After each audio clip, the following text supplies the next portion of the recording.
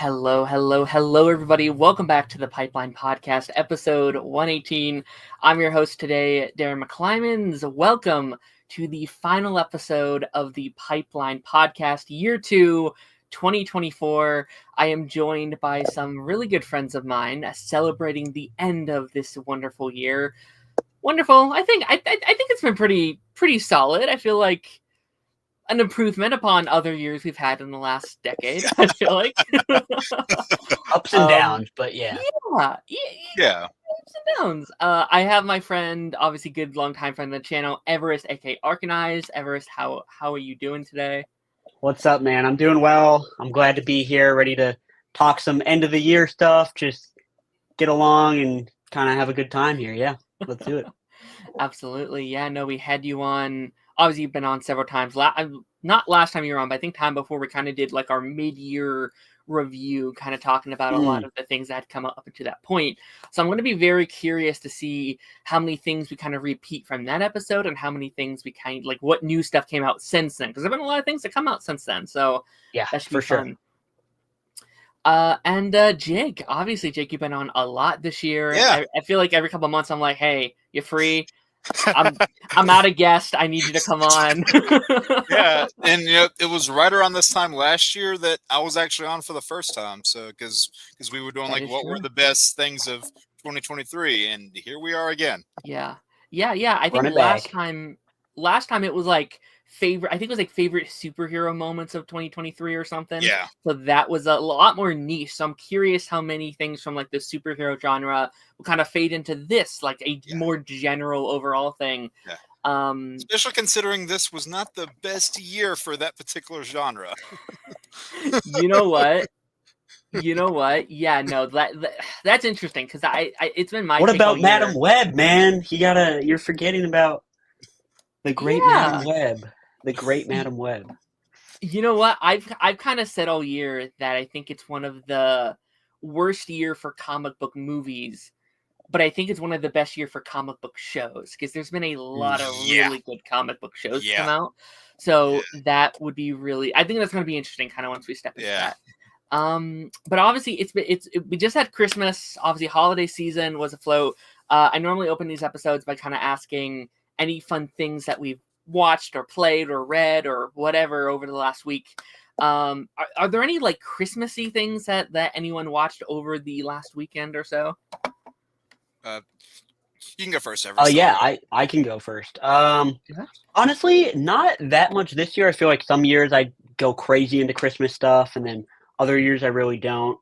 My family and I rewatched The Holdovers on Christmas Day, which was awesome because I love that movie, and I honestly like grew an appreciation for it, having it to like rewatch on Christmas after it had been out a year now, because it really does feel like one of those movies that's going to be maybe a more adult-centered, Christmas classic that we're going to have for a long time here. I think we had A Christmas Story on in our house. Ooh. I mentioned Klaus a couple times to the family because I love that movie. I know Darren loves that movie. But we didn't get around to it this year. But we've had shows and movies on pretty much throughout the holiday, but not that much specifically Christmas, I guess. That's fair. I feel like there's kind of been an interesting conversation about holdovers this year because I saw a really interesting conversation happening where someone was kind of asking like, are there any new like generational Christmas movies being made, like Christmas movies that are going to be like classics in like 10 to 20 not years, just like streaming Netflix garbage that Red One, right. And I feel like Holdovers and Klaus are kind of like the only two I'm really hearing kind of in that conversation kind of being talked about. We are introducing another friend here. Ronan Unchained is in the house. Hello, Ronan. Ronan, what's up? What's up, y'all?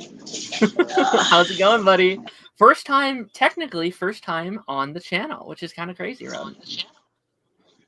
I know, man. We've been trying to make this work, but just timing and scheduling was all that thing. But I'm happy to be here, man. How's everybody doing? We're good. Doing good.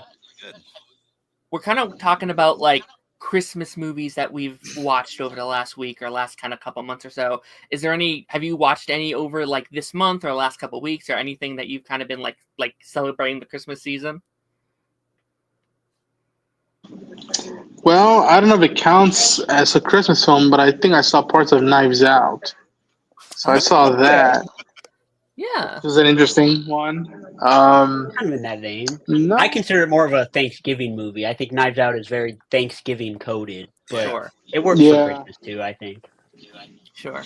I think I usually just watch It's a Wonderful Life, but mainly it was just the Batman episodes, just the League episodes, those TV specials, if you will. Yeah. Amazing. Amazing. How about you, Jake? So I kind of have my few that I'll watch on my own every year. Like there are some that I watch with my family with like those like the Home Alone movies I watch with them. We watched Jingle All the Way like a week ago. I love that movie to bits. But then also kind of on my own, kind of like Ronan was saying, these aren't really movies, but I'll do like Christmas with the Joker from Batman Animated Series, like the Mickey's Christmas Carol. Oh yeah. Have Yourself a Morlock Little Xmas from the X-Men '90s show, things like that. So it's been a lot of that. And then yes, I will admit I did watch Batman Returns. I had to. Amazing. And, Now, Ronan, you can only stay for a handful of minutes here, so I do want to kind of skip it ahead, and we'll get to some of our news stories here in a second. But I do want to ask you, while we have you here, what are some of your favorite things, or like 2 or 3 of your favorite things that you really loved in 2024? Man, this was a good year for television for me, and that's where I spend my most time with. I didn't go to the cinemas that much, unfortunately. Sure. But I think something like Shogun made Mhm. an impact. I think X-Men '97 was Yes. something that we all hoped was good, but we didn't expect the quality Yeah. that came through with that show. And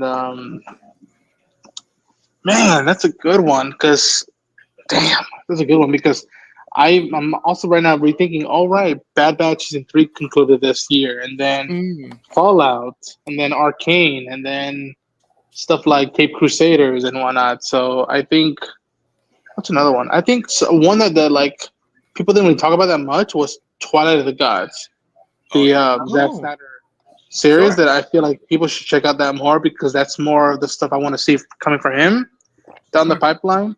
Uh-huh. And yeah, I think it'd be in those 3. I think right now, this past few weeks have been great with Penguin, Doom Prophecy, Creature Commandos, and Skeleton Crew. Mm. But yeah, those would be my picks. Amazing, man. Amazing. Just kind of going back to Christmas really quickly. Like I didn't watch. I unfortunately did not get around to watching that many new Christmas movies, but I watched for like the first time. I did Holiday a couple weeks back with like Jack Black and Never Jude Law, seen I that. think. Was it good? You know what? It's really fun. Like it's Okay. very basic. Like it's not like anything like mind blowing, but it's a really fun like rom-com kind of all of these things. And again, I love Jack Black. Like Jack Black's probably one of my favorite actors. So you throw he's him in great. something, I'm like, yeah, I love this thing. Yeah, sure. I You get what you sign up for. Yeah, no, for sure. I watched. I wonder if you'll end up loving Minecraft. We'll see. We'll see. I watched TBD. Scrooge for the first time too. Scrooge was Oh, was the Bill fun. Murray movie. Yeah. Yeah, the Bill Murray one. I did my Christmas episode last week, and I had my guest pick out Christmas movies. That's the only one out of that list I hadn't seen, so I was like, all right, I'll check this out. Bill Murray's always fun. I feel like he's always a hoot. Although I have realized I can't watch a Bill Murray movie now without just hearing Garfield. Like I hear his voice, and that's just Garfield at this point, which is unfortunate for him. And then I replayed like the first hour of Miles Morales, which I don't know why. I was just kind of feeling it this last week. I was like, you know what? That's very Christmassy. It's probably one of the only like Christmas games I can like think of. Like I don't know. Like I could if you got into my head, I was like, name another Christmas game. I'd be like, I don't know. I couldn't tell you. Well, I mean, you got Batman Arkham Origins is another one. That's true. Yeah, That's true. our Origins takes place around Christmas. Snowy. Yeah. Yeah, well, it's Christmas Eve, so. Mm-hmm. Okay, so I do want to jump into we have 2 news stories here. I don't want to spend too long on them. I do just want to kind of spend a couple minutes on a couple of these things. Our first one I want to talk about here, there's been, like, this last week or so, there's been a couple of big DC news stories I kind of want to just quickly graze over. I want to quickly talk about them. Again, not too much time on them. Ronan, while you are still here, I do want to ask you about this. Creature Commandos. Obviously, we're heading into the back half of the season. We have, 2 episodes left to air. Obviously, you've already seen the whole thing. Creature Commandos has been renewed for a season 2 over at Max, which is our first renewed, I guess, kind of our first sequel to anything within the DCU, if you will. What's your take on that? Obviously, you're loving the show. How are you feeling that's getting a second season? Oh, I'm giddy, man, because there's so much they can do with that series, and Sure. yeah, I felt that, like, when I finished the series, I was like, you know what? If this is all we get from them as a show, but if they come around and hang out in the DCU through films and other shows and whatnot, I wouldn't mind that. I would welcome the idea of these characters popping up in and out. But the fact that they're going forward with this series, it's like, all right, there's plenty of stuff you can do with the title of Commandos and whatnot. And I just love that so much faith was put into the animation, put in the cast behind it, and I'm glad it's not the last we'll hear or see of these performances. Sure, absolutely. I'm going to be very curious, and obviously you've seen the final couple, so you can probably say, like, oh, characters make or not. But I'm going to be curious if it's going to be the same cast of characters, or if it's going to be like a Suicide Squad thing where you kind of reset the roster every couple seasons or something. Keep it fresh, keep it new. Everest, have you checked this show out at all? Like, have you been kind of Creature Commandos? like DC? Yeah. No, I haven't checked it out. I heard that it came out, and I remember it being, like, announced, like, a year or 2 ago, and everyone was like, why is this one of the first, like, things Gunn is doing with the new DCU? But good to hear that it's pretty good, and hopefully I'll check it out at some point. Amazing. I do want to talk about The Flash, because James Gunn has officially also at least mentioned The Flash as a character, which is exciting. Yep. That's one of the big major characters. We're like, hey, Gunn, what you cooking up with there? And he said, we're kind of holding off on it for now, but, kind of like something's like, it's out there, but we kind of have to wait a while. They had also confirmed seemingly that the main Flash will be Wally West, or at least Wally West is active in this current DCU. Jake, let's start with you on this one. What's your kind of take on that? Like, are you excited for a new Flash movie? Do you like that it's Wally West and potentially not Barry Allen to start with? What's your kind of take with that? So, I was nervous about, like, what the direction would be with the Flash character for a while, because, with the movie coming last year, the movie not doing good, and then it bombing, I was worried that it was going to be another situation like what we got with Green Lantern back in 2011, because that movie bombed the way it did, and we've gotten zero live action Green Lantern content since then. Right. So I was worried that might happen with the Flash too after this, but it's good to see that Gunn still has his eye out for the Flash. And I was honestly on the train, like, before any of this even got talked about, I was hoping that, the main Flash would be Wally. I do love Barry Allen as a character, but Wally West is my favorite Flash, and he's the one I grew up on reading, and then, appearing obviously in the Justice League cartoons. I wouldn't mind if they had Barry Allen at the beginning, but then did a passing of the torch. I mean, there was a whole animated movie this year that was dedicated to Barry Allen's crisis death, so kind of shows you that, like, media is kind of going in that direction already. Right. And like, there's so many different Wally stories you could tell. I would love it if they adapted The Return of Barry Allen, where he really comes into his own as the Flash. And with what they've said, that he's like, they've said where he's like what you see in that Creature Commandos vision, where it's seemingly him as the actual main Flash. I would love it if they went down that route. I'm not saying disregard Barry completely, but if more focus was put on Wally, I would definitely like that, because while I liked the quote unquote Wally that they had in the CW shows, it's a far cry from what you traditionally expect Wally West to be. So I'm hoping we can finally get that. Yeah, and like that's like my pitch for years. Like, when we're kind of like stepping into like the DCU, like I always kind of wanted like the main perspective to be from Wally, but maybe he's still Kid Flash. Has kind of always been my pitch, where it's like, okay, like Barry's the current Flash, but like maybe end of chapter 1 we see him die, and then Wally kind of has to like pick up that mantle, and and I think like that I feel like would be such an impactful moment because you get to kind of you get to see his kind of journey from start to middle to end kind of thing, and then eventually if you want to bring him back later on, obviously you can. And then Everest, I do want to talk to you. Obviously, you're one of the biggest Batman fans I know. It's been a hard day for Batman fans. We had heard that the Brave and the Bold movie is going to take a little longer. He might take another movie in the meantime, along with the Batman Part 2 getting delayed an entire extra year, not coming out until 2027. How are you feeling about that? Because it's interesting for sure. Yeah. Man. I just want to say bye to Ronan quickly because he said he had to leave. Oh yeah, Ronan said he's got to go. So let's see you, buddy. Send him off. I gotta go. Sorry, y'all. Work's calling. Stay hopeful, Everett. We're gonna get Batman movies down the line. Stay frosty, everybody. See you, Space Cowboys. See you, buddy. See you, bye. See you.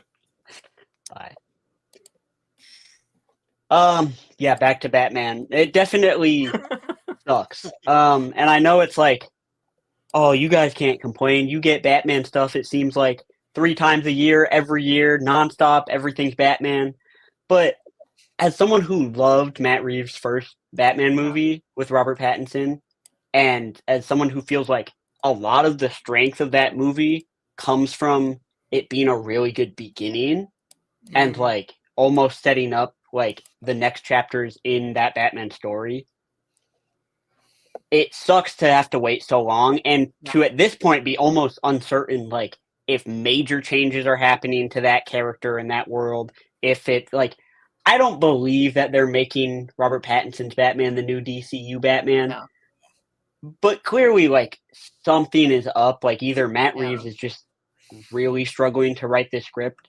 But it just also doesn't make sense narrative wise to me because this Batman is supposed to be like the young upstart Batman, like he's early into his career, and with this big gap, like I know Robert Pattinson still looks pretty young, but he's going to be in his late 30s by the time this second Batman would come out. And so I want to get the movie. I want Matt Reeves to fulfill his vision and for it to be good, obviously. But this seems like an extremely long time to where it's like we can do a little bit better. And then on the Brave and the Bold front, I don't really know what's going on with that. I hope that we still get something like that because obviously, like the DCU should have a Batman. Regardless. So that's kind of my thoughts. But yeah, not a great day to be a Batman fan. No, it's, I've been, running the show for about 2 years now. And I think one of the most frustrating things, like obviously we talk all about these superhero comic book updates and all these things. And like Fantastic Four was frustrating. Blade was frustrating. Batman Part 2 is frustrating. Like, back then Flash and Aquaman was frustrating. It's like, I am so sick of these, like, again, we don't know exactly what's going on, but seemingly some kind of studio interference, something preventing these movies from coming out. And obviously there was a COVID at one point in time. There was a writer's strike. There's all these things that come into play with these kind of things. But it is very frustrating. Like, again, I didn't like it as much as you guys probably did, but I want these movies to come out. And it is frustrating, especially with that, where it's like, okay, if the Batman Part 2 is not until 2027, you have to imagine Brave and the Bold is not until like at least 2029, 2030, and it's like that's supposed to be the first one. Like that's supposed to be the first Batman movie. What about sequels and what about all these things? And it's like I do think Brave and the Bold should be one of the priorities of the DCU, and I get why they greenlit recently Clayface, but I'm like, getting a DCU Clayface movie before Batman it is a little disappointing. Like that's a choice for sure. Especially because those people that you're looking to cast, if you keep waiting, they're going to age out of the range that you're looking for. Sure. So yeah. Yep. Yeah, no, it's interesting for sure. All right, one last thing I do want to talk about here, and I really added this because I know Everest is here today. I was really curious to hear his thoughts on this. Christopher Nolan to adapt Homer's The Odyssey for his 2026 movie. Everest, I feel like we've slightly been kind of talking about this movie for a minute now. With every casting that's come out, I was like, oh, okay, this cast is looking pretty big. Obviously, you're a big Christopher Nolan guy, right? Yeah, I love Nolan, and obviously, like this news to me in the spheres that I'm in, especially like on Twitter, or X, and stuff like that, Right. was like some of the news of all Big. time Yeah. when it came out. Obviously, anything Nolan does at this point for like film fans is going to be noteworthy and newsworthy. Sure. But for it to be the Odyssey, something like of this scale, and the fact that we know it's Nolan and he's coming off of, this is basically his ultimate blank check, is this movie right here, because Oppenheimer just made $1 billion, won Best Picture and 6 other Academy Awards, and was beloved by critics and fans. Nobody was going to tell Nolan no on anything he wanted to do for this next movie. And so I'm super excited about this, although I'm not a person who's read The Odyssey all the way through yet. Oh, really? We didn't get to it in school. Wow. So I know of it. I've read like the summaries and everything. But I'll have to see if I want to actually go in and read the source material. I've seen other adaptations of it, like the Coen brothers, Oh Brother, Where Art Thou is an adaptation of The Odyssey from the early 2000s. But I'm so excited to see what Nolan's going to do with it, especially the announcement that came with it of like using new IMAX technology to film this, and what that's going to look like with some of the more effects or CG heavy stuff that I imagine they're going to have to work out with mythological creatures, stuff like that. But we knew this movie was coming for a while. We didn't know what it was about. And now to have this and the cast in place, which I think is awesome. Cast is crazy. The cast is sick. Pretty excited. Yeah. I agree. Like I'm actually very shocked. Like I feel like if it was any other piece of like literature, I'd be like, yeah, I don't know what the heck that is. That's like one of the few things we read in school that was like, yeah, I actually technically know that one. Like when this news went up, I tagged my English teacher on like Facebook, be like, yo, they're doing the Odyssey. This is crazy. And I do think it kind of like, this is kind of, obviously we already saw it with Oppenheimer and how much legs that had in the box office and stuff. But I do think this really cements Christopher Nolan as like, probably one of the most popular directors of all time. Like, I feel like this announcement was in the same, like, again, I'm not as into like the big film circles as you are, but like I saw all like my mutuals on social media talking about this, being like, yo, what the heck? This is crazy. I've been seeing like comic book content creators do live streams about this and stuff like that. It's like, yeah, this thing has such a huge reach in terms of like what he's adapting, and also just Christopher Nolan as a director and how much I think faith people have in him as a director as well. So this is exciting. I feel like, again, didn't pay complete attention in school when we were reading it, so I don't have it like I'm not an expert in it or anything, but I'm excited to see what they do with this. I think it's gonna be fun.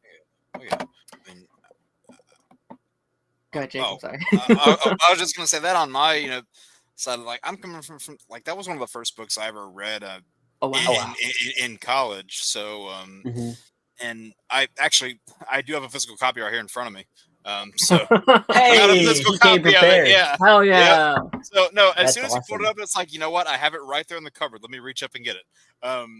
So yeah, I read through that one a lot, and we did like a whole unit on it in one of my mythology classes. It was crazy. But when I saw that they were doing this, I was like, okay, so you have Christopher Nolan, like one of the guys who got me into like the film circuit. Like him and Sam Raimi were the two that really got me jump started into films. I was like, okay, you have this guy who did movies like Memento, which I love to bits. This guy who did the Batman movies. This guy who did Inception. This guy who's just did Oppenheimer just now, which a lot of people would call like his magnum opus. You have this guy doing the Odyssey. It's like, okay, sign me up. I'm there. Yeah. And like pretty much to summarize what he just said, I am really stoked for this one. And the fact that, like you said, it has such a far reach. It's like, okay, I feel like this is going to be something big. Yeah, I'm curious if they're gonna move because right now they're stuck in between Avengers Doomsday. So not to make everything about comic book shit. I'm so Right, sorry, but yeah. like I am gonna be curious if they're like, nah, keep it there. See how it does against the Avengers or whatever. Yeah. Well, it would.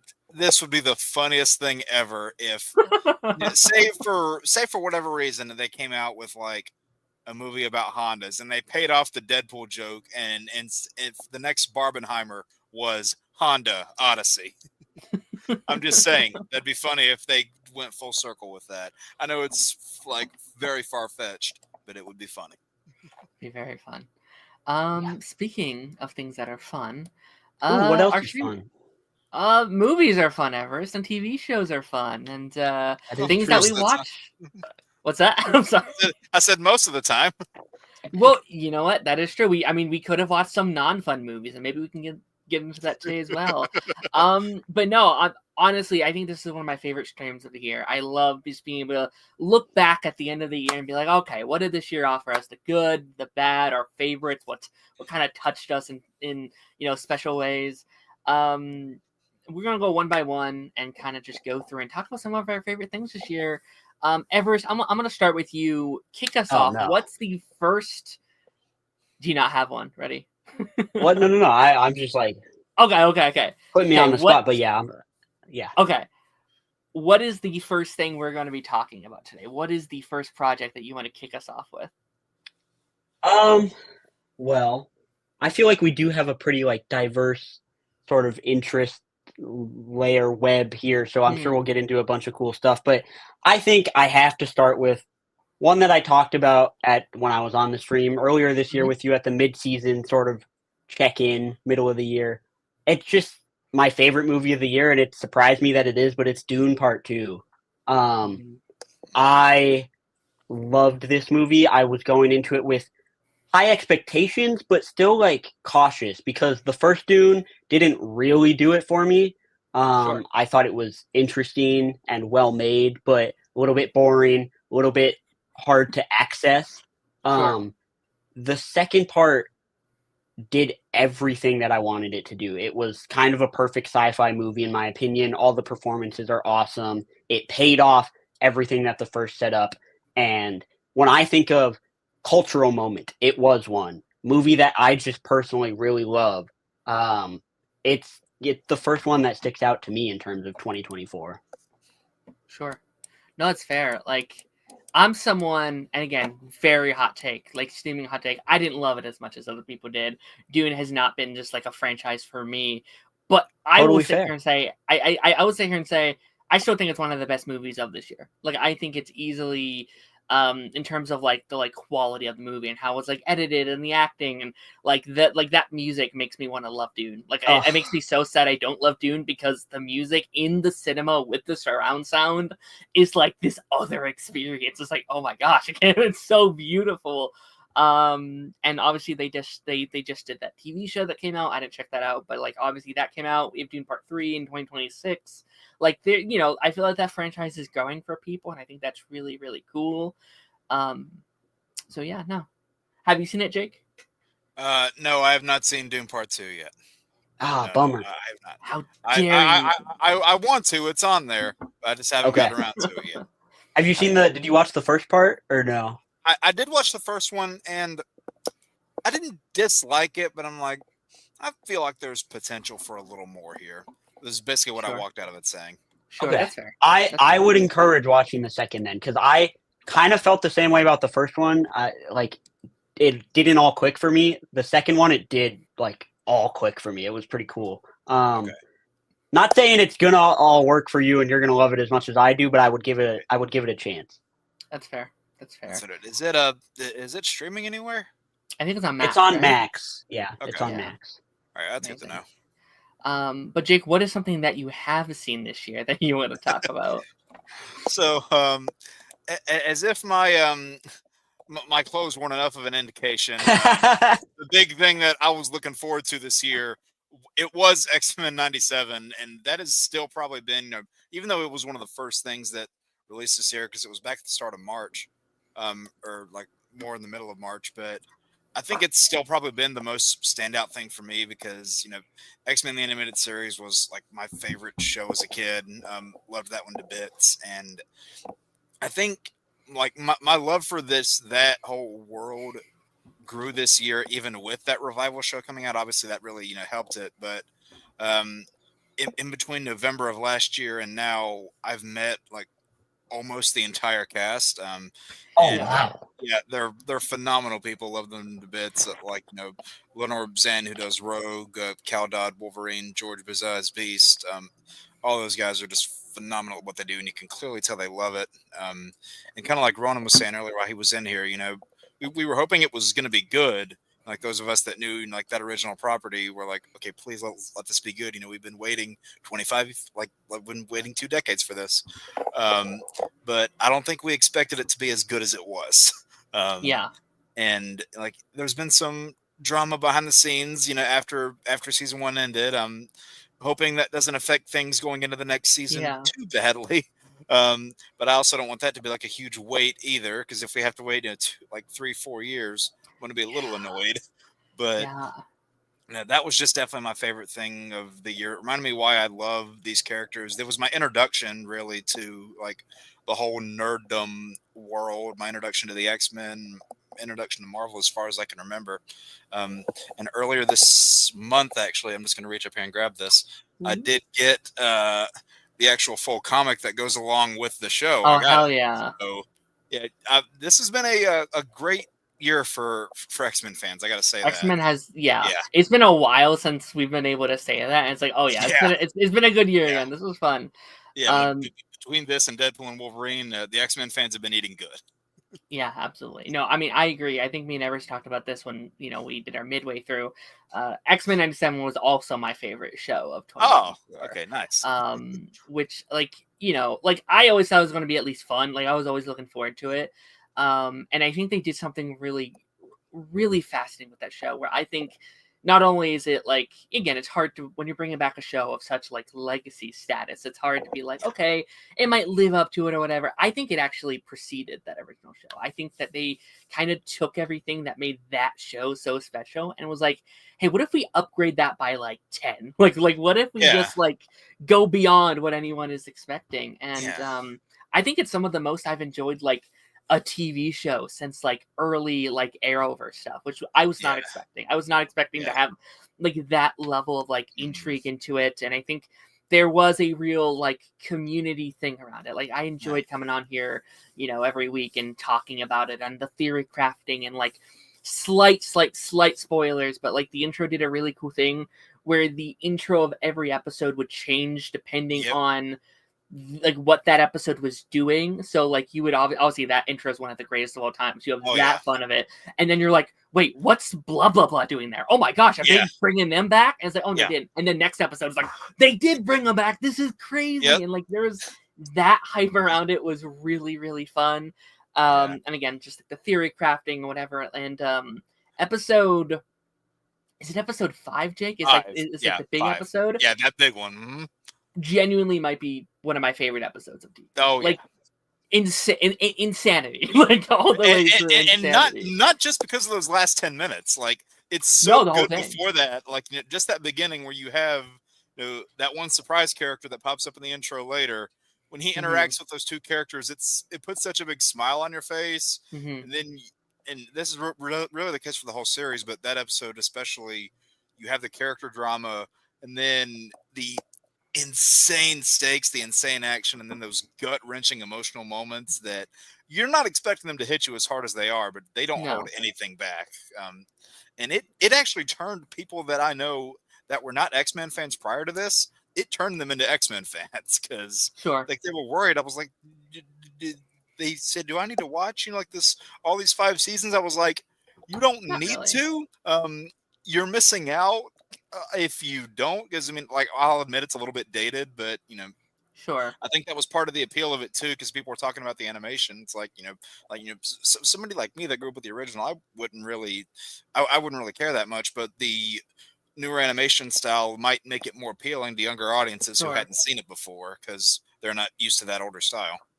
Yeah, and like I also think it's such a good like selling card to like if I honestly don't think you have to watch the original to enjoy this. Like, I think they do such a good job at, like, obviously making those OG fans happy, bringing in things that you're going to recognize, but also I think introducing an entire new set of people. And then hopefully if you watch this show and you're like, oh, this show is really good, then you'll be more interested to go back and checking out the original show and that run. Yeah. And I think that you're going to bring people back to that one. So yeah, no, I'm heartbroken. We have to wait till 2026 for a new season. But also I understand like Marvel slate's packed next year. From what I heard from the cast, they are confident with how the season looks, because they asked them, they said from what they've seen, it reads really good. So that's at least comforting to know that it's coming directly from them. Amazing. Yeah. All right, my next one, and I guess I'll also start with my favorite movie of 2024, and that, and again, up until this point, I should also say there's a lot of movies I haven't watched yet. There's a whole bunch, especially Everett, you might agree with me. I feel like Oscar seasons when I watch like all my best movies of the year. Normally, it's like me kind of catching up with those kind of movies. Mm-hmm. But right now, my favorite film was The Wild Robot. You know what? That was such a good feeling because they dropped that trailer, and I was like, that's going to be one of the best movies of the year. And normally when I say that, I'm dead wrong. It's just like an atrocity. Like, I'm just like, oh, they dropped the ball, man.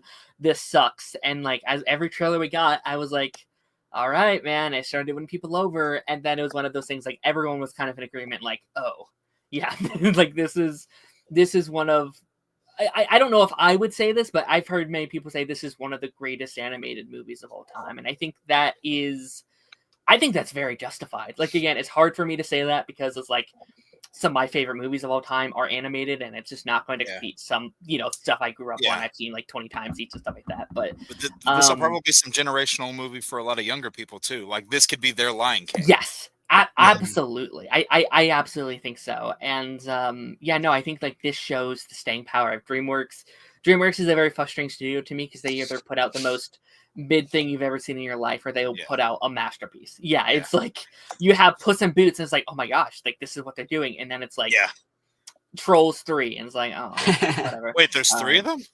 Oh yeah, there's 3 of them. Yes. I didn't even realize there were 3. Oh god. Mm-hmm. Oh no. Yep. But yeah, no, I again, like, I don't think there's anything I can say here that's like groundbreaking. Like, I think everyone has said everything you kind of can about this movie, but like the story, the animation, these characters, it all kind of like culminates in such a beautiful way, and like the way it's kind of tells its story, I think it tells a beautiful story about like grief, and like I think it tells a really cool story about like the consequences of, I guess, life, or like shit happens sometimes, and you kind of like, you can't really do anything about that. You kind of have to like, well, these are the cards I'm dealt. All right, let's see if I can like work with those cards in a way. I love animated movies and shows that don't cater to it being a kids movie. It's like, yeah, we're making this for kids, but we're teaching them some very, very valuable lessons, and something that I think everyone can enjoy. That final bit of the movie just like breaks my heart every time I kind of watch like the scenes from it. Like it's brutally heartbreaking, but also like it's such a bittersweet ending because it does end in such a beautiful way. I am curious because they announced the sequel to the movie, and I'm like, oh man, I don't know how I feel about that. But then people are like, well, yeah, but it's a trilogy of books. Like, there's 2 other books. I'm like, okay, let's see what they do there. Everest, have you seen it, right? Yeah, I saw it twice in theaters. Yeah. Oh, hell yeah. Amazing. I love this movie as well. I don't know if it might be my number 2 movie of the year, actually. So I'm glad it is in my letterbox. So I'm glad you brought it up as the next movie we talked about. I think it's an amazing film.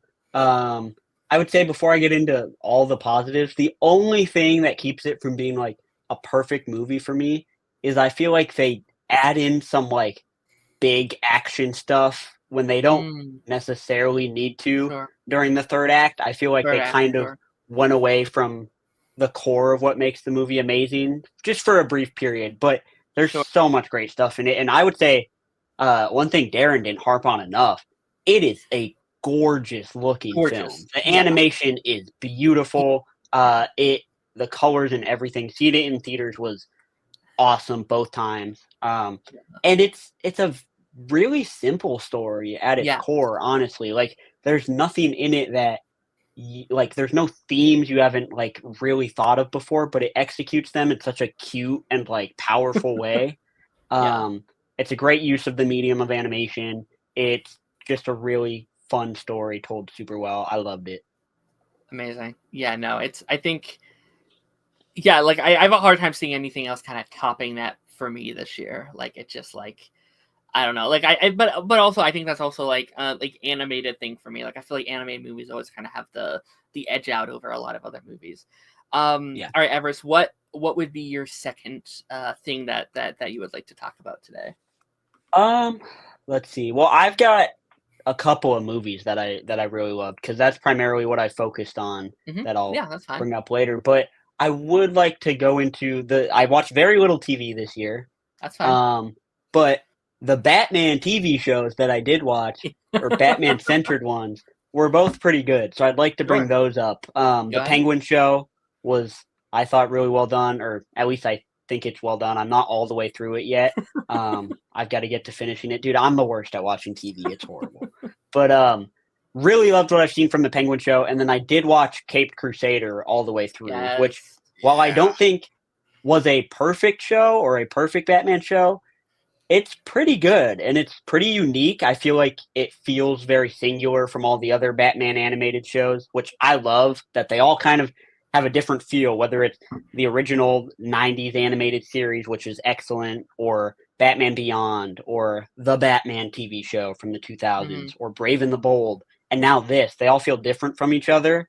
And I thought the twists and turns that it put on the Batman mythos, for the most part, worked, and I thought it was like, oh yeah, dope. Let's change the gender of the Penguin, and it's kind of interesting and cool. Let's put Batman in this 1940s, back in this 40s, sort of early era. And I thought it was really cool. And then the Penguin, I feel like everyone has been singing its praises, and it's deserved because that show's pretty sweet, and it just makes it hurt all the more that we're so far away from the Batman Part 2. Yeah.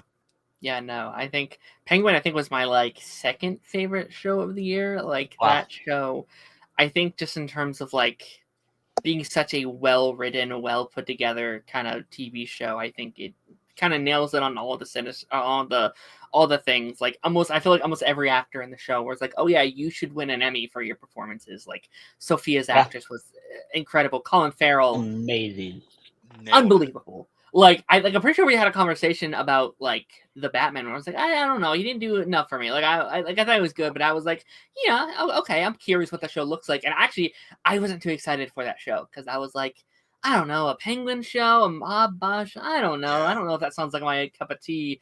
And then episode 1 came out. I was like, oh, actually, I thought that was perfect. I thought that was incredible. I was worried that was going to be one of those typical villain projects where they just turn the villain into a sympathetic anti-hero like a lot of them had been before. Episode 1 proves you wrong. Yes, absolutely. Yeah, no, and like obviously no spoilers for Everest here, but like so many twists and turns in the way they kind of tell these stories, and you're like, oh, you're right. Like this is a villain. We're watching the story of a villain unfold here, and I think where all the characters end up, I think it's like, yep, those are all the perfect spots for all of these characters. And again, Colin Farrell, masterclass. Like he's such a great actor. Yeah. He's such a great actor. I'm really curious to see what Everest thinks of the finale whenever he gets to it. Okay, I need to finish it. Oh my god! I think I have. No, Darren knows exactly the one I'm talking about. You see, like you're going by, and then you see that thing, and you go, oh, and then Darren knows what I mean. Okay. Yep. I can't wait to finish it. I just struggle to get through TV shows sometimes, but I did. I loved what I saw. I think I have 3 episodes left, maybe, so I'll get on that. Yeah. Amazing. All right, Jake, what's your next pick here? So, so it's weird. I did watch, a lot of comic centered stuff this year, just because a lot of things that were coming out that weren't in that bracket, I either just haven't gotten around to yet or didn't pique my interest that much. I will say I have not seen Nosferatu yet. I'm seeing it in a couple days. I'm really looking forward to that movie, though. From what I've heard from people, they've said it's an amazing film. I think it's possible that it's going to be my top of the year once I do see it. But for movies, I was surprised no one brought this up yet, so I'll do it. I got such a blast out of this is going to sound typical, but watching Deadpool and Wolverine in the theater was an absolute blast. As somebody that's followed like this whole thing since the beginning, basically, like even before, like obviously before X-Men with the other Fox movies, it felt like such a reward just following that entire 24, 25 years of films, paying off things that you never thought you'd see again. Because, like I adore the Blade movies from the late 90s. So seeing him back on the big screen again was just a real treat. And then paying off the Channing Tatum as Gambit that we never thought we'd see, because the movie kept getting stuck in limbo, and then the merger killed it. And then obviously, the big one is just seeing Hugh Jackman back in the role after 7 years. I was really worried that it was gonna mess with Logan's ending, but I think they did it in a really well way to where he got to go to new heights with the character, but it didn't undo anything that was done before that. And then on the TV side of things, two things that are somewhat related, I'll bring up. One of them is obviously we had the last season of Superman and Lois earlier this year, and my God, that is like some of the best TCTV I've seen in so long. That last episode especially. I don't often get emotional in TV and movies. That last episode, that last like 10 minutes, I was in tears. That doesn't happen a lot. But then also you had this year you had My Adventures with Superman season 2 also, which was fantastic. I loved that second season. This was, I think it's funny. Like you got a lot of really good Superman content this year, which I think is just all, like paving the way for the movie next year in July. So like X-Men fans were eating good this year. This was, I think, a good year for Superman fans too, and a good year of kind of build up to that movie.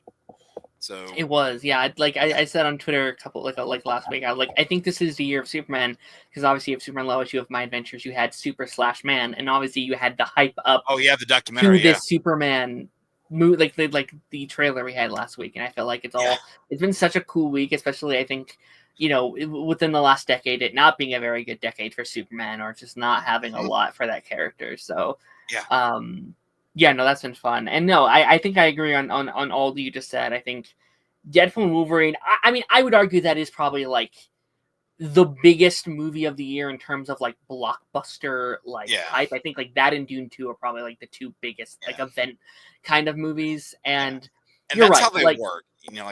Does it have the most coherent story? No, but it's a fun event movie. It is a fun event movie, and I think that's kind of prime example. I talk about this a lot, where like not everything can be an event movie. I think we're seeing that with Marvel. I think they were trying to make everything an event movie for a while. It doesn't always work. This one works for me. This one, it's a very special thing. It also helps. It was the only, let's be honest, the only quote unquote MCU movie this year. So it felt not even really MCU. It's more Fox. Like there really wasn't an MCU movie this year, but like.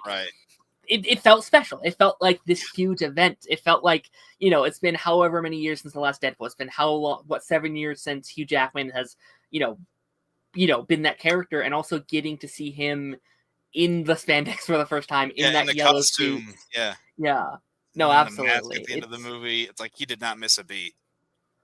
No, absolutely not. Well, what did you think, Evers? Because I feel like I didn't really talk to you about that movie much when it came out. I think it was after we had talked midway through the season. My screen just froze, so I actually... I was like, he's thinking really hard. I was like, man, he is trying to win Squid Game here.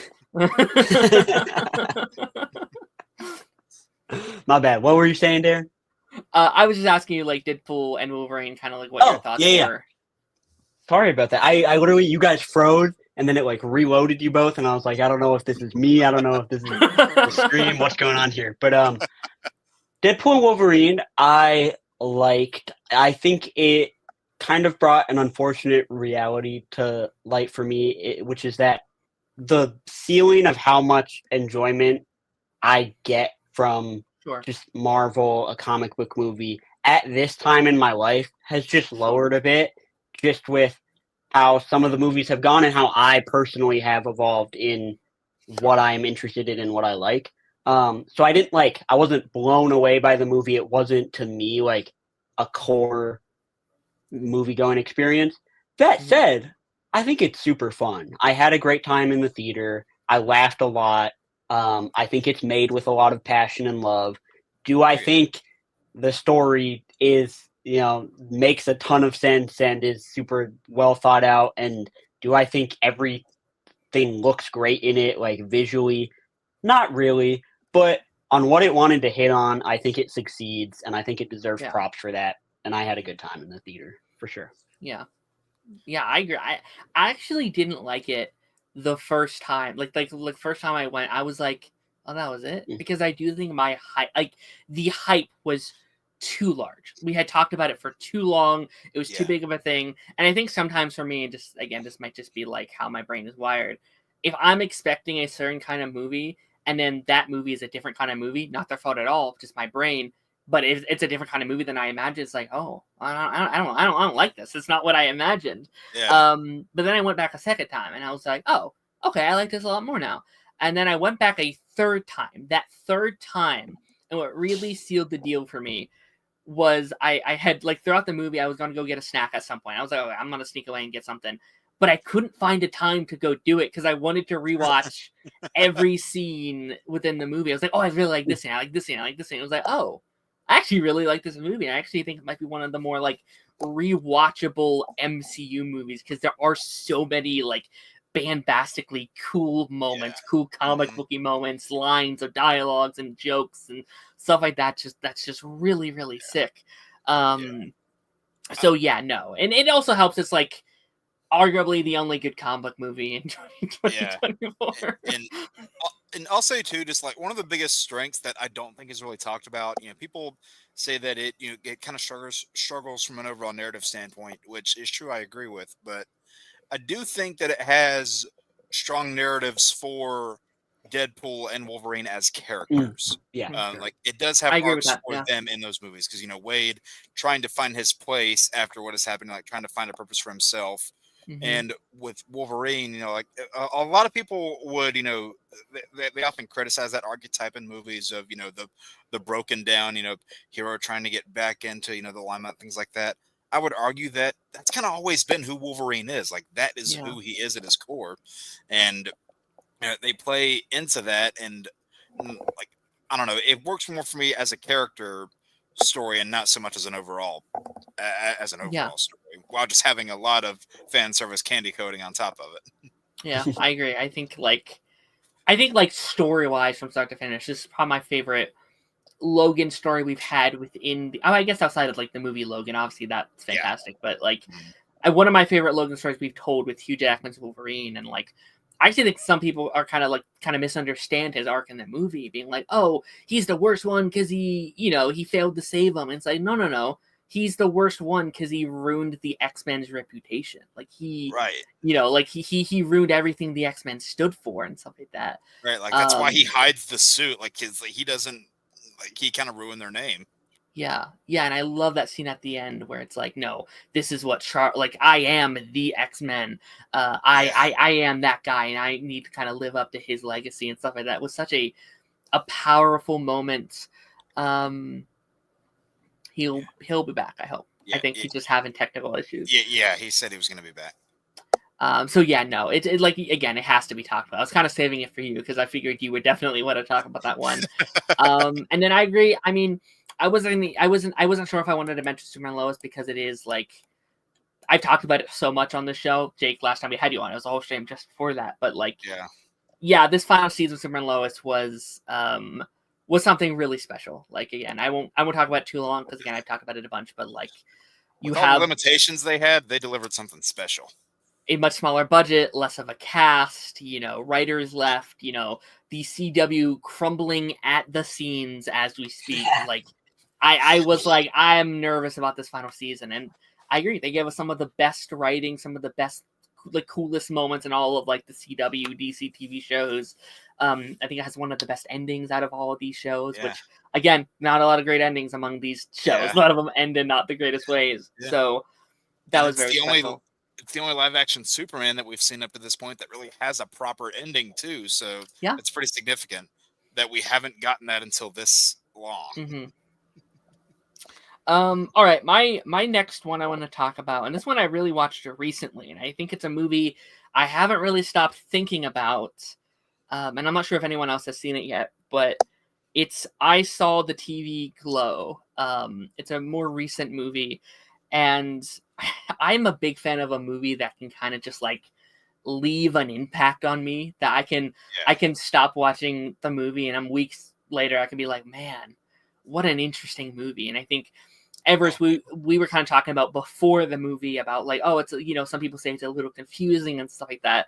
Actually I don't think it's too confusing. I think it's one of those movies that you kind of walk out of it and you're like, you don't really know what the ending is. And you kind of have to give your own answer of what it is. It's very Birdman, where like Birdman ends in a way where it's like, well, you tell us, like you as an audience, tell us how you think that movie ended, or like what that character went through.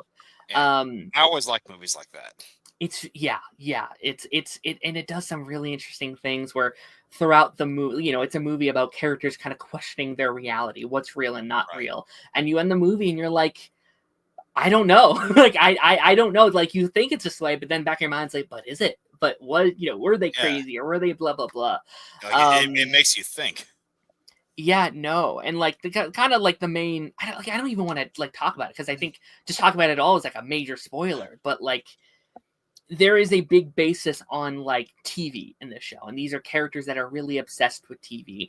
And I guess like the main overall plot is that there's a character that thinks that they are living in a TV show, and they are so obsessed with this TV show that they think that they're living in that world, and they're trying to convince people of that. And I felt kind of very targeted because I am someone that gets very warped into TV shows I love, and like very much like that's just, those are the kind of things I'm thinking about like all the time. That's kind of my own little world. And it's like, man, I feel like someone could maybe like if someone came out of the woodwork one day and was like, hey, you're living in a TV show, I'd be like, you're crazy. But I don't know. I do really like that show. Like I feel like you could over time maybe convince me of that thing. And I thought that was like a really kind of interesting prospect, and acting was great. It's a very like small movie. Like it feels kind of indie at times, but they do like really, really cool things. I think some of the effects and obviously the acting and stuff like that is very eerie. Like I don't like this. I guess would be my perfect kind of scary movie because it's not a scary. It's not like a horror movie, but it kind of makes me kind of feels like one in times. Like there's some very creepy, eerie elements. Yes, absolutely, absolutely. All right, Everest, what would your next pick be? My next pick, and apologies, I don't know, on my end, you guys, like, they're still freezing and reloading and weird stuff that's going on. So I'm just going to work through it, and I'm going to talk, and hopefully everything works out. But a movie that had a pretty big impact on me this year that I want to bring up is Luca Guadagnino's Challengers. This was one that, it's weird because it's kind of taken on a life of its own on like TikTok and on sort of like millennial or young like Gen Z social media, I feel like. But I saw it in theaters at college with a bunch of my friends, and a bunch of them are film fans, and it was kind of just seen as this like weird, like horny, fun, like movie that no one really knew what it was going to be, but everyone had to see it. And I saw it, and I love all the production. The score is bombastic and incredible. Zendaya is excellent in it. And it's just, I think, a really unique movie and a really unique look at like childish issues that sort of still manifest in like adults, and like how adults can be sort of childish over stuff. And it also has some fun sport elements. I thought it was a really unique blend, and it's one that has sort of stood the test of the year for me in terms of movies I'm thinking about, because it was also like people dressed up as like Challenger people for Halloween amongst like people my age. Like it was just that sort of like niche thing where it was like if you got Right. it, you got it, and I was one of the people who loved it. No, you're right. I think like that was such a weird movie for such a long time because it got pushed back. It was supposed to come out last year but I think because of the writer strike and stuff, it was pushed because of the back. strike, it got pushed. Yeah, we had that one trailer and it was just like, all right, it's like the threesome movie with Zendaya. Like, what the heck is this thing? Like, They took that one bit out of context in so many ways. Right, Yeah. right. No, and it was like, okay, that seems like a movie. Like, so many there's all those like Tom Holland memes and stuff like that. So I was very curious to kind of step into it. But no, I like it. Like, I watched it within these last couple of months, and I think it's a really fun movie. I love the sound design and how they use the music and stuff like that. And sports aren't my favorite thing in the world, so I think when you can make me get into the characters of a sports movie or TV show or whatever, like, that's an accomplishment. I think it's a lot of fun. I don't know if it's a movie that I wish I wanted it to stick with me more than I wish it would have. Like, again, I think it's one of the best of the year, but like, while we're having this conversation, I'm like, oh yeah, Challengers did come out this year. Okay, yeah, let's talk about that. So again, like, maybe if I ever rewatch it, like, maybe it'll stick with me even more. But no, it's very good. I think Zendaya is kind of defining herself as like that actress at this point, just like one of the best in the game at the moment. Like, she's killing it at the moment. Yeah, absolutely. Yeah. All right, Jake, you got anything left on like your end that you still want to talk about? Yeah, I've got one more. This is one that wasn't brought up yet. One of the biggest surprises I think of this year for me, just because I was really apprehensive before I saw it, and that's Transformers 1. I wanted to talk about that one. Sure. Yeah, I was really nervous going into that because, like, for me, when it comes to Transformers, I love the G1 show. I love the 86 movie. Like, that is my go-to Transformers. Probably dating myself a little bit with that one. But I like, that's the era of Transformers that I love because, like, I really don't like a lot of the live action movies. I like Bumblebee. I can watch the first film, and that's about it. Yeah. So when I saw that this one was, like, bringing it back to not only animated style, but also this kind of new style of animation, like, it got me excited, like, as somebody who is a film fan, because the thing I love about animated movies is that they can just go hog wild with the effects and do things that, obviously the human body is incapable of doing. And that whole statement even goes tenfold when you have a bunch of robots in the movie. And I kind of liked that, like, that there were no humans in this movie, because that's been an aspect that you'd seen in several Transformers movies before, but they didn't really balance that. They went full in on the animation and the robot effects. They told a really compelling story, which is part of the reason why I haven't liked as many of the prior Transformers films, because I found their stories to be very lacking. But the performances were really good. I was very nervous about Chris Hemsworth as Optimus Prime before going into the film, but I thought he did a really good job. Steve Buscemi, for the little bit you see him as Starscream, I thought he nailed it. Yeah. That's a character I love too, so I was curious to see how that was going to play out. But yeah, if they have more of that, if they have more of that coming, definitely sign me up, because it reminded me so much of kind of like why I grew to love these characters in the first place. Yeah. I just wanted to get that one in there at the end.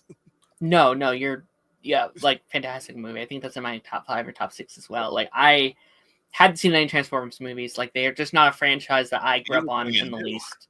Yeah, I haven't seen the live action ones, the animated show. I had a couple toys growing up, but that was it. But like, I was like, okay, I'm gonna watch this movie from the perspective of someone who's never seen Transformers, and yeah, it's excellent. It is such a good time, and it's like, again, like I was saying with Wild Robot, it's like arguably not a kids movie at all. Like, it's arguably a movie kind of for everyone. It gets really, really dark. It gets really serious. I feel like each act of that movie kind of gets better and better. They start out like, okay, this is a fun little animated movie, and second act is like, okay, this is really getting going, and then that third act is insane. Yeah. Like, it is one of the best, I think, like, acts of a movie this year, where it's like, oh, it ramps up in such a massive way.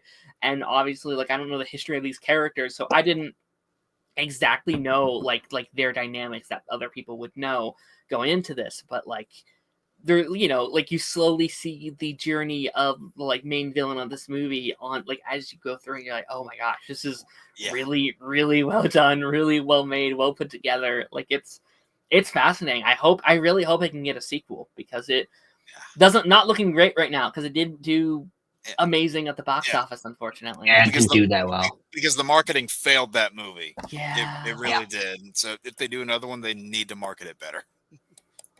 Yeah, that's unfortunate. I'm trying to look, because again, like I know I won't be able to get through everything here, but you know what? I do have to shout out Inside Out 2. That was a special movie for me going into it. Like I saw the first one in drive-ins when I was like, I don't know, 11, 12 or something. Like drive-ins were a thing. They still are here, but yeah, not like nice. not big, not a big thing. But like, I was very worried about that movie because Pixar sequels aren't always the greatest. I don't think they're bad, but it's hard to kind of get it right, I think. And I don't think this is like the greatest movie of all time. I don't think it's to the levels of the first one, at least, but I think they did a really, really good job here. I think they had a really fun story that they were able to tell, and I love the journey that Joy goes on as a character. And I think one of my favorite quotes of the year is, Joy's kind of having her like midlife crisis, and she has that line where it's like, what if just part of growing up is that you need less joy, or like you have less joy? And it's like, oh man, I feel like that just hits really hard. And I feel like the first one came out, I was a kid, like I was 5th grade, maybe 6th, something like that. So I think Inside Out has always been a movie that was, I would say, obviously for the kids, but for the adults and for like the teens and people growing up. And I think that can relate to these very deep themes. And I feel like now I'm 22, growing up a little bit, I kind of like, I feel like you have those more emotional feelings. And I do think it's a movie that kind of grows up with this audience a little bit, or it's kind of teaching them something I think really special. I don't think it's a perfect movie. I think there's some slight things. I'm like, okay, maybe you could tidy it up here and there, but no, amazing. Like that third act like wrecks me. I've seen it like 3 times at this point, and like that third act, like inside the attack moment, is so palpable and is so just like that moment when like Joy hugs Riley in the in the thing. It's like her take. I'm like, oh no, she does want you, actually. Like she does still need you. I think it's such a special moment, and I'm glad in an era where I'm not loving Disney with a lot of the animated stuff they've been putting out lately. I'm glad Inside Out 2 can exist for sure. There you go. Now, Everest, I know your thing's cutting in and out, and I do apologize. Is it coming in? Is it coming in at all? Is there another one that you would like to kind of talk about? Yeah, we're good right now. I Okay, also cool. liked Inside Out 2, by the way, quite a Amazing. bit. We don't have to spend too long on it, but I did think it was good. I thought it lacked some of the subtlety and nuance that made the first one maybe so powerful in some ways. Like the second one did feel a little bit more like, this is what we want to focus on, and we're going to hammer it home a little bit more. Not that was bad. Like, what they focused on was still great, but it just felt a little more obvious to me. Maybe that's because I'm older too. Sure. But I did like Inside Out. I guess as we kind of are wrapping up, what can I get? I guess I'll get a little bit film bro for my last pick of the podcast, and I'll talk about Anora, directed by Sean Baker, which is probably going to be a pretty big Oscars player. It is a movie about a stripper and this crazy journey that she goes on. She meets this guy and they like fall in love, but then he's like rich and crazy, and then it turns into like a screwball comedy in the second act, and then the third act things turn sort of dark and nasty. Again, just a really unique film and story. Mikey Madison is in it, who has been in the newer Scream movies, at least the first of the newer Jenna Ortega ones. I think she's in. She was also in Once Upon a Time in Hollywood, so this is kind of her like first big starring break, and I think she's excellent in it. It didn't like play in a lot of theaters, didn't make a ton of money, but it is one that more like the cinephile people have been talking about a lot, and so I just wanted to shout it out because I was happy with how much I liked it. I wasn't sure if I was going to like it. The only other movie I've seen from the director is The Florida Project, and I don't love that movie. I think that movie's kind of weird and not sure if it sticks the landing for me. So I liked Denora quite a bit more. So Sure. that I think is what I'll leave things off at. Amazing. Okay. I mean, go ahead, Jake. I'm sorry. Oh no, I was disagreeing with him. I was like, I don't think I've seen too much more from that director either. I mean, I saw American Werewolf in London back in the day, but that was it. Amazing. Okay, yeah. Yeah, I mean, let me just do a speed round on a couple, if we're kind of wrapping Cool. up here, and then obviously if there's anything else at the end we all kind of want to mention, we can. I loved Wicked this year. I feel like you have to mention Wicked. I feel like that's like the current like hyper fixation of like the Hollywood stuff right now. I didn't Sure. I actually think we talked about it last time we were on. Like I was really excited for Wicked because I always wanted to see the like musical, and obviously not going to Broadway. Like I can't see Wicked. So I was very excited to see that story, and I was like, we talked about it a little bit. I was like, it's sometimes hard for me to shut my brain off when we watch movies. My brain was off. It was completely off. I was so just into the magic of a movie. I love a good musical when I can get into it. And I was so into it. I was into these characters, the songs, most of the acting. I've even heard you say, yeah, some of it doesn't look the best in terms of like a filmmaking thing. And I'm like, I 100% believe that. I just didn't notice it my first time around. And I kind of think that's a really cool thing. I can just kind of, not focus on that stuff. And, Sure. Those songs have been on repeat for the last like 2 or 3 weeks. So that's been fun. I loved Twisters. Twisters surprised me. I didn't think I was gonna like Twisters. Yes! I loved good. I think it's so much.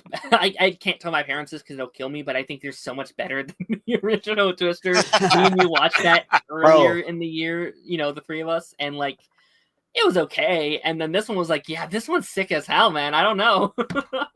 Yeah, one of my most underrated, just like fun, smile on my face movie moments of the year is when Glenn Powell arrives with his crew in the truck and Ain't No Love in Oklahoma is playing, and he's got the cowboy hat on, and it's just like a fun, cool movie.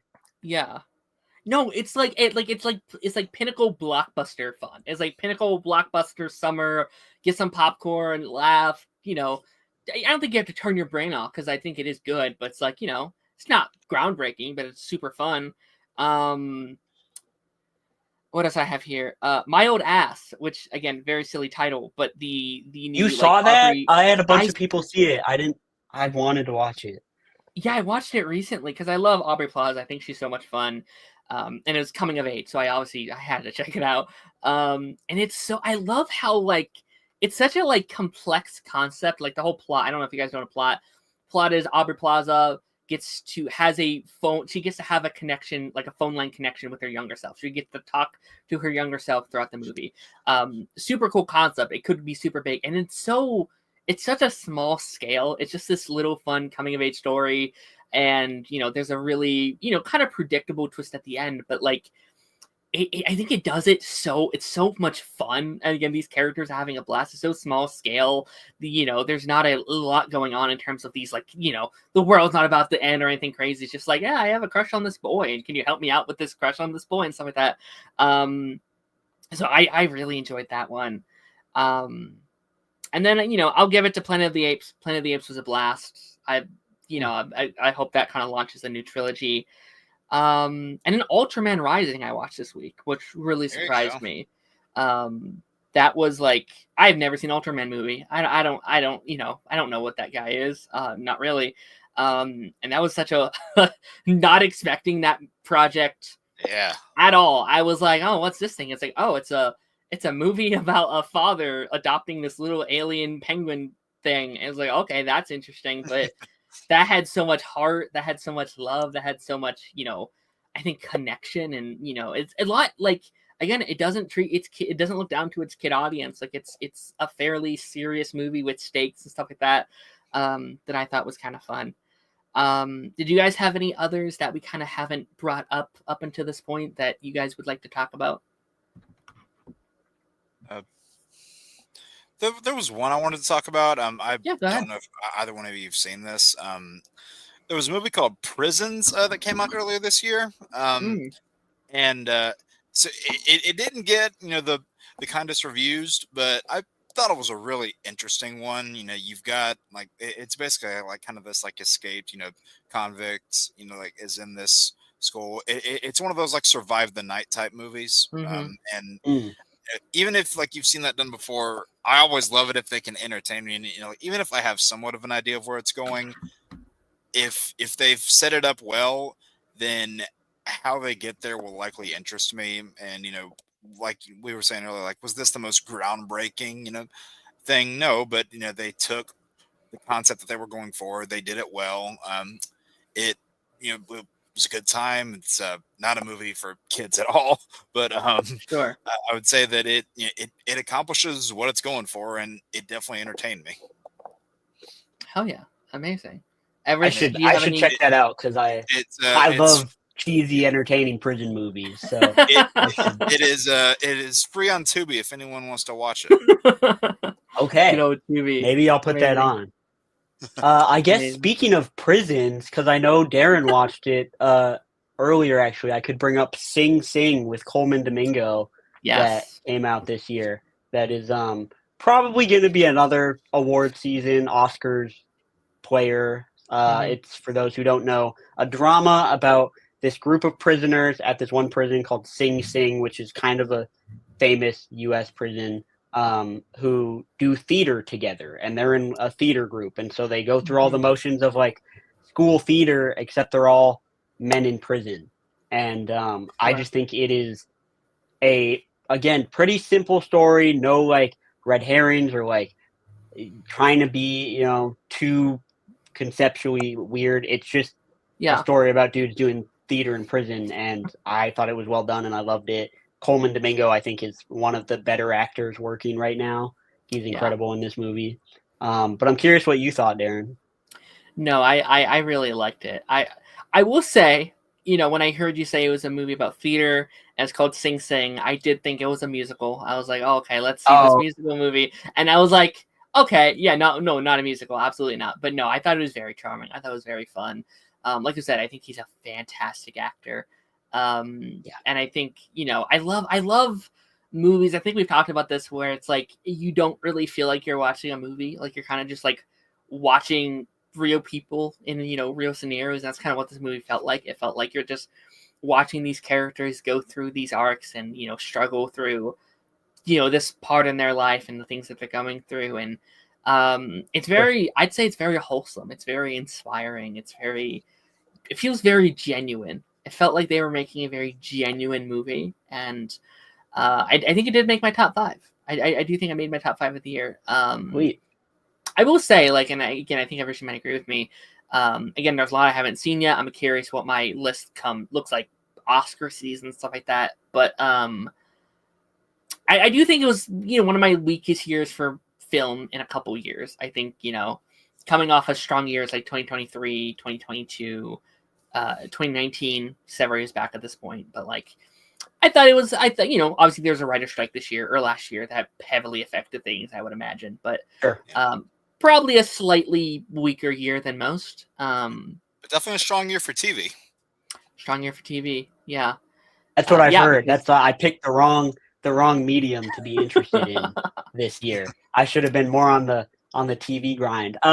I agree with you, Darren. Not to say there aren't great movies that have come out this year, but it just feels like a lesser year compared to last year when we had such a great mix of, fun, like entertaining movies, and then sort of the more like, awards, drama, like Oscar type movies. And then in some cases, those were the same thing with Oppenheimer and Barbie and stuff like that. So, and then 2022, I think, is a super underrated year all time for film. I loved so many movies that came out in 2022. So it does feel like a step down, but a lot of good stuff still came out, and especially with like TV, it sounds like it was a pretty great year. Yeah. So. Yeah. 2025 looks like it's going to be a step up. I was about to say, I'm very curious because again, this was like the backlash of the strikes this year. Next year is everything they filmed this year because of the strikes. So next year, I think on both movies and especially TV, like all the writer strike stuff for TV is insane. It's like, oh, all the shows you haven't seen in 3 years, they're back now. Get ready for Wednesday and Stranger Things and all these massive, big budget TV shows and stuff like that. So, yeah, no, I'm very excited. Again, thank you guys for being here today. This is a very fun episode. Ever, starting with you, where can people find you? Where are you located? Well, I would say I'm not as active actually like posting and stuff on social media as I once was, but I do have a YouTube channel, Arcanize. It's showing under my name there, where I do occasionally either movies or sports related content, my other love. And then I'm on Twitter at ArcanizeYT as well, where kind of do the same thing. I'll repost stuff that I think is funny, or I'll tweet about movies and sports. Amazing. And you do a podcast with our friend Braden as well, right? I do. Yeah. The Giggly Gorillas podcast, where we talk about pretty much whatever we want. A lot of movies, a lot of like football and stuff. Yeah, the Giggly Gorillas. You can find us pretty much wherever you listen to podcasts. So amazing. And what about you, Jake? You can find me pretty much here. Let's see if I can point the right way. So right there on it's mainly YouTube. But I also post a lot on Comaful. And down there at the bottom is what I do. I do Let's Plays of some older games, like I'm doing a Jack and Daxter Let's Play right now.